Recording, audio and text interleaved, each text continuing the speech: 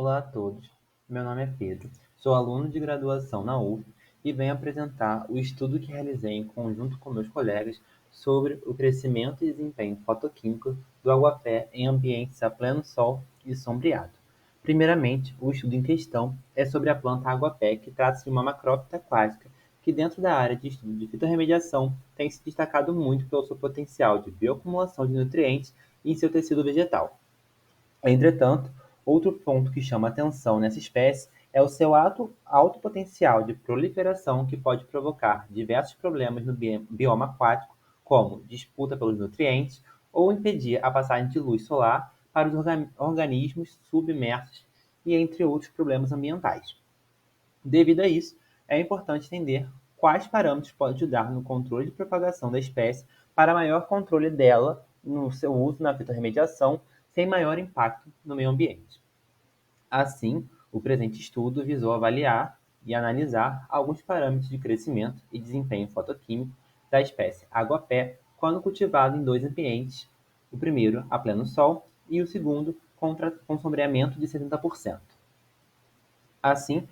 conduzimos o experimento na Universidade Federal Fluminense, situada em Niterói, no campus Graguatá, utilizando dois tratamentos, um a pleno sol, então o tratamento controle, e o outro com sombreamento de 70%, chamado então de T2,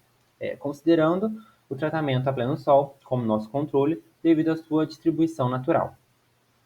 Para avaliar o crescimento, observamos 7 plantas por tratamento ao longo de 4 semanas, medindo o diâmetro do arênquima foliar e o diâmetro do colo. E ao final do experimento, no 28º dia, utilizamos um fluorômetro portátil para analisar a fluorescência da clorofila A, e esse teste foi realizado em 10 plantas selecionadas aleatoriamente dentro da caixa d'água, com 2 folhas totalmente expandidas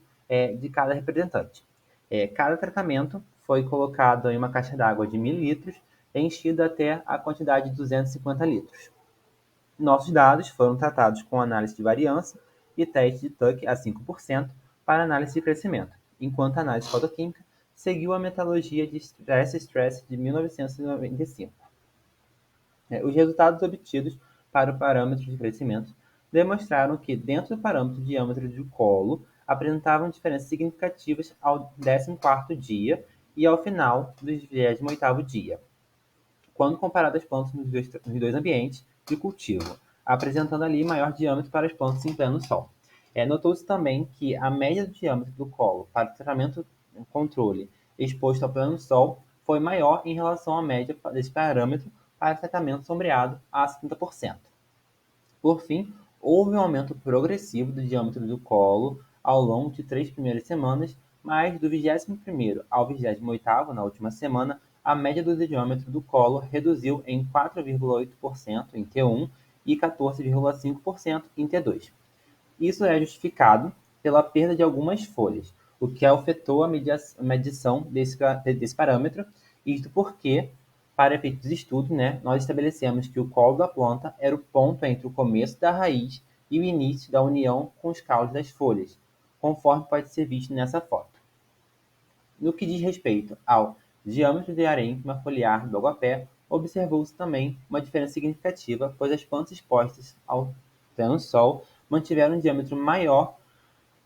médio maior quando comparado ao tratamento sombreado a 60%, só que não apresentaram diferenças significativas no 21º dia. Os resultados indicam que a incidência de luz solar no aguapé pode impulsionar o acúmulo de biomassa, sugerindo então que essa diferença poderia aumentar ainda mais se o cultivo continuasse por mais dias. Isso contrasta com o estudo de costas de 2014, que observou que a aguapé se propagou de maneira mais eficaz em tratamentos com maior intensidade luminosa em efluentes de suinicultura, mas não houve diferença significativa no ganho de biomassa. A discrepância entre esses resultados pode estar atribuída ao ambiente em questão, que incluía resíduos ricos em matéria orgânica de suinocultura, beneficiando a nutrição mineral do aguapé, enquanto no nosso experimento buscamos só avaliar o cultivo com menor interferência dos outros fatores. Por fim, na nossa análise de fluorescência da clorofila A, nós notamos diferenças marcantes entre os dois tratamentos. No que se refere ao fotossistema 2, observamos que o tratamento sombreado teve uma menor relação entre a fluorescência mínima e a máxima em comparação ao tratamento a pleno sol. Mas, apesar dessa diferença, o rendimento quântico efetivo de conversão da energia fotoquímica no tratamento sombreado superou o tratamento a pleno sol, indicando um fotossistema 2 mais eficiente. Já em relação aos parâmetros relacionados ao intersistema, em sua maioria não houve diferenças grandes entre os dois tratamentos, sugerindo uma eficiência semelhante nessa parte do processo. A única exceção foi o fluxo de transporte de elétrons expresso pelo centro de reação, que foi mais alto no tratamento sombreado. Contudo, é importante notar que, apesar do aumento do fluxo de transporte, a redução de elétrons para o fotossistema 1 foi parecido em ambos tratamentos. No que diz respeito à eficácia do fotossistema 1, os parâmetros de probabilidade para que o êxito capturado possa promover um elétron na cadeia de transporte de elétrons e o rendimento quântico do transporte de elétrons da QA para o intersistema de receptores de elétrons mostraram grandes diferenças de tratamentos, sendo mais elevados no tratamento sombreado, e, por outro lado, a eficiência com que um elétron pode se mover dos receptores de elétrons do intersistema reduzidos para os receptores finais foi menor. Os dados indicam que a diferença de exposição direta à radiação solar de 30% teve impacto significativo no desempenho do fotossistema 2 no tratamento sombreado, em comparação com a cadeia de transporte de elétrons como um todo. No entanto, é crucial notar que o índice de performance total medido pelo PIS e os receptores de elétrons PI total não apresentaram diferenças significativas entre os tratamentos. E assim concluímos que o aguapé, quando cultivado em ambientes sombreados de 70%, apresenta uma redução no diâmetro de arênquima foliar e diâmetro do colo. E em relação à análise fotoquímica, as plantas sombreadas apresentaram melhor desempenho quanto ao fotossistema 2 e quando analisados toda a cadeia de transporte de elétrons da fotossíntese.